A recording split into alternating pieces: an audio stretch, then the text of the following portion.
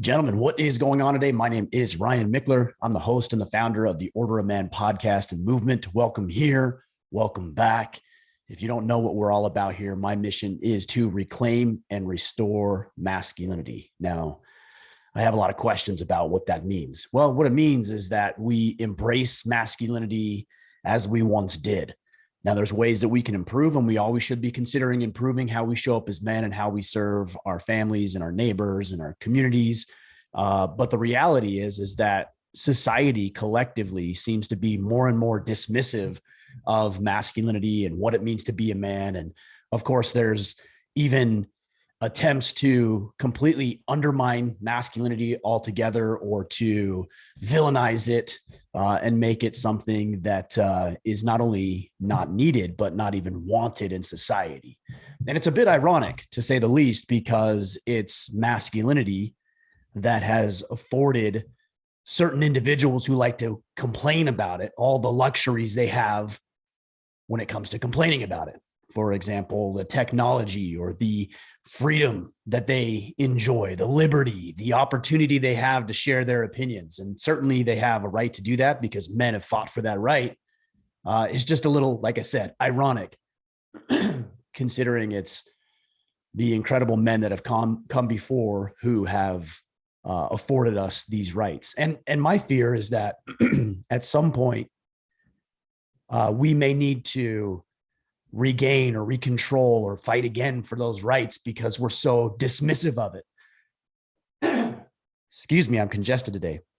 So that is my mission. That is my goal. And to that end, we have interviews with incredible men. I think we've done over 370 interviews now.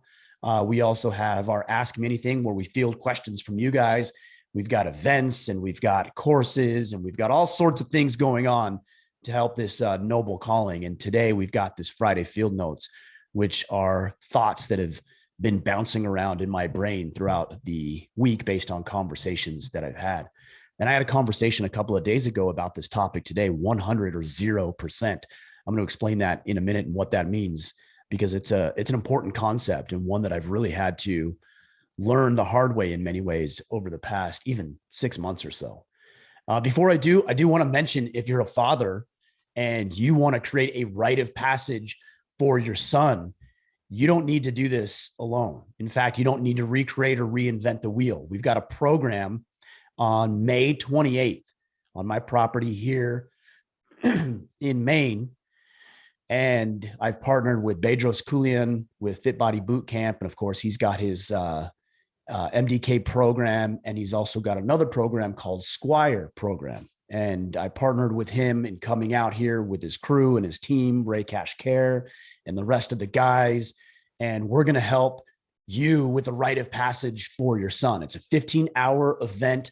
It's designed to push you physically, mentally, emotionally, and get you to have a deeper connection with your son, to help you learn what you need, to help him as a young man learn what he needs in order to transition into manhood. So that's on May 28th. We've already filled up half the spots. I think we have 11 or 12 more spots available. And if you go to squireprogram.com/Ryan, squireprogram.com/Ryan, you can get signed up and come out and visit me, Bedros, Ray, Matt, Steve, Aaron, the rest of the crew. And then the most important thing is to be able to do this with your son. So check it out, squireprogram.com/Ryan. All right, guys, with all that said and out of the way, I want to talk with you about this concept of 100% or zero. So my wife and I were talking the other day. I think we were on a drive, and I can't even remember the context of why this got brought up. But I remember saying to her that I'm not interested in doing things at 50%. If I'm not 100% on board with something, whether it's a new product design or a new project I'm working on, or an opportunity that may have presented itself, whatever it shows up as, whatever form those things show up as, if I'm not 100% in, I'm 100% out. So I'm 100% doing it, or I'm not doing it at all. I'm not going to half-ass anything. I'm not going to go at a speed that I'm less than capable of doing. What is it that Ron Swanson says? Never half-ass two things, whole ass one thing. That's what I'm talking about, guys, is that if you're going to do something, go all in 100%, balls to the wall. And if you're not willing to commit to that level, then maybe you ought to consider not doing it at all. And I say that because life is so busy. We have so many different things and opportunities and events and sports outings and activities and projects and demands for our time and attention. And because we're inundated with all of this, which in many ways is wonderful, we want to be helpful. We want to add value. We want to find meaning and significance in our life. And so what do we naturally do? We say yes to everything. And the problem with that, the primary problem anyways, is that we end up not being very good at anything. We kind of get by and we float and we coast and we sneak by and we get the project in at just the right time, but we don't commit fully to it. And we end up putting a product out, whether it's you personally or a task at work that you're working on, or a piece of art in whatever form that looks like. And it's just not as good as it can be. And then we exhaust ourselves, right? You run yourself into the ground as a man because you're running everywhere. You're letting other people dictate your schedule. You're not interested in doing certain things, but you do them anyways because you want to be helpful. And it's just not a great path to being productive in the world.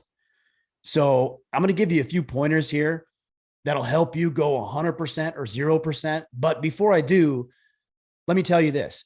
When I say go 100% on things, I'm not saying that you need to be the best in the world. Like if you're going to decide to run a marathon, that you need to win the marathon. Now, if that's a goal of yours, all the power to you. But that's not what I'm saying. Okay, because inevitably when I bring up this conversation, I have guys who will say things like, well, Ryan, I don't need to be the best at everything I do. Just because you go 100% doesn't mean that you're trying to be the best at everything you do compared to somebody else. But you dang well better be your best. And so if I'm going to be a father, if I'm fathering in the moment because my work is done, I'm there with my kids, we're playing a game, or we're wrestling in the front room, or even we're watching TV together or just eating dinner, then I better dang well be the best father that I can possibly be in that moment. That's what I mean by 100%. I'm not saying that if you're interested in learning how to play the guitar or pick up a paintbrush or start a podcast as a hobby or do something that just might be interesting to you, that you need to turn it into some, business empire. That doesn't mean 100%. What I'm saying is 100% effort. And that looks different for everybody because you're different than me. What I can do is different than what you can do. What you can do is different than what I or somebody else can do. But you need to go 100% in your own way. And if you're like, well, Ryan, I'm not interested in turning my artwork into a business, fine. I'm not telling you need to. I'm saying go all in on it. Invest in it. Invest in yourself. Carve out time. Make it an important part of your day or your week or your schedule or your planning, your systems, etc. So here's what I would say to you. Number one, take inventory of your life, guys. If you haven't documented what you're doing on a daily and weekly basis, there is a very, very strong likelihood that you are wasting time throughout the day on trivial, meaningless, unimportant, potentially even destructive or harmful activities. So what you need to do first and foremost is you need to start tracking what it is you're doing and how you're spending your time. It's been said that what gets measured gets improved. So the first step to being able to have the capacity and the margin to go 100% on the things that are important to you is knowing how you're spending your time right now. What scheduler do you use? Are you writing it all out as you go? And you won't need to do this forever, but I think it's pretty enlightening. It has been for me as I've tracked how I'm spending my time throughout the day and where all that wasted effort is. It might be in a meaningless project. It might be running around trying to appease everybody else. It might be sitting on the pot, dinking around on your phone for an hour when you could be working, or you could be painting, or you could be starting that side business. But you better take an inventory of the way that you spend your life. I would do this on a daily basis, and I would do it for no less than 2 to 4 weeks. because things change, right? Your days aren't always the same. So if you measure it for a week, well, next week it might be different because of your work schedule or because things at home, but do it for a month. Really track and take inventory. And then what I would do and what I have done is you're going to create a list of things that you want to be doing and a list of things that you don't want to be doing. Now, unfortunately, some of those things you don't want to do have to get done. And down the road, as you mature in this level of thinking, 100 or zero, you can start to delegate that stuff. For example, podcast editing. I've been doing podcasting for 7 years. I got rid of the editing stuff very, very quickly because I noticed that I was getting bogged down with editing my own podcast, and what would take me an hour for a conversation would turn into a 2-hour task or maybe even longer because I was spending time editing when really what I should have been doing is looking to secure and build a relationship with the next guest that I wanted to have on the podcast to serve you guys. But that said, the editing stuff needed to get done. So I hired somebody.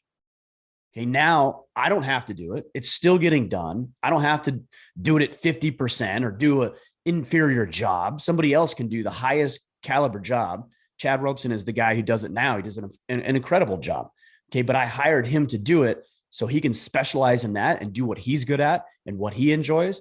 And I can do what I enjoy, which is having conversations, getting behind the camera, getting behind the microphone, and going all in 100% on this thing. So again, step number 1, take inventory of your life for a month and make a list of all the things that you enjoy doing, the things you want to go 100% on, and then make a list of all the things that you're at 99% on or lower. And consider scrubbing those things that are unimportant and consider delegating the things that need to get done to other people who it can be part of their 100% list. All right. Now, what you do from there, once you start to inventory, you got to really think about what you want out of life. For me, for example, I want to be a world-class podcaster. I don't want to be somebody who does blog posts. That isn't an interest of mine. There's a billion other things that I'm not interested in doing. But when it comes to podcasting, yeah, this is important to me. I also want to be the absolute best husband and father to my wife and my children. That is the most important thing to me. So everything that I do in my life, I can use my ultimate desires and goals and objectives as a litmus test for what I'm saying yes to and what I'm saying no to. And there are seasons to this, by the way. So I'll give you an example. Many of you know, because I've shared it quite often over the past month or so, that I'm in the process of writing a book. Well, I'm just about finished with the first draft, the first manuscript of the book. Okay. In the meantime, the last 60 days, I've gotten 3 dozen or so requests for me to make an appearance on other people's podcasts. Okay, well, I know that I need to write the book. I know I want to be the best father I can be. I know I want to be a great podcaster. But right now, the emphasis is on family and the book. That's where my priority is. So when people reach out and say, hey, Ryan, I'd love to have you on my podcast, because I know what I want and I know how much time I have throughout the day and I know what my schedule looks like because I've inventoried it, I'm more able to say yes or no to things. And so for podcasting, it's been no. The default is no longer yes, it's no. I'm not doing that right now because I'm focused on the book. If you want to reach out at a later date, and I don't just randomly give them a date, like I give them a specific timeline, then feel free to reach out to me then. But up to that point, the answer is no. Let me tell you how liberating that is. If you're not used to saying no to people, it's very challenging. It's very hard because, again, you want to appease people, you want to add value, you want to serve. These are all things that we've talked about over the past 6-7 years of doing this podcast, that it's important that we do these things, but it can't come at the expense of you going 100%. Because if I say yes to every other podcast opportunity that presents itself, that doesn't let me get my book done. That doesn't let me be there and present and available for my wife and kids. Some people will also want to meet, for example, in the evenings or the weekends. Well, I don't do that. Okay. I meet from 9 to 5, Monday through Friday. If you want to talk after hours or on the weekend, you've really got to be a friend or a family member or something, because there's very few exceptions to me doing work and podcasting, because that's my time with my family. I know that. I protect that. I'm 100% intentional about it. And anything that gets in the way is a big no for me. But you can also figure out what you want to say yes to, because there are opportunities that will present themselves that you want to take advantage of. And if you just say yes to everything and kind of throw the spaghetti on the wall and see what sticks, some's going to work out, some isn't. But if you know exactly where you're going, then you can be like a sniper. Okay, now it's not just random, like throw it all on the wall and see what sticks. It's no, that's no, no, yes, no, yes, no, yes. And you know exactly how to make your decisions. This is how you create maximum effectiveness, in your life. Knowing what you want, knowing how you spend your time, knowing how you want to spend your time, and then being able to identify what to say yes to and what to say no to. Now, the third component of this, so this is a 3-part framework, is you got to start making your moves. All right. There's going to be things in your life right now that you're doing that are at 50%. You're not 100% on them. You don't want to be on 100%. You don't want to do them. They're ridiculous, or it's not enjoyable. Maybe it doesn't need to be done at all, or maybe it does, but somebody else needs to do it. You need to start making your moves. So here's what I would say. If you've already committed to doing things, then do those things. All right. I want you to be a man of your word.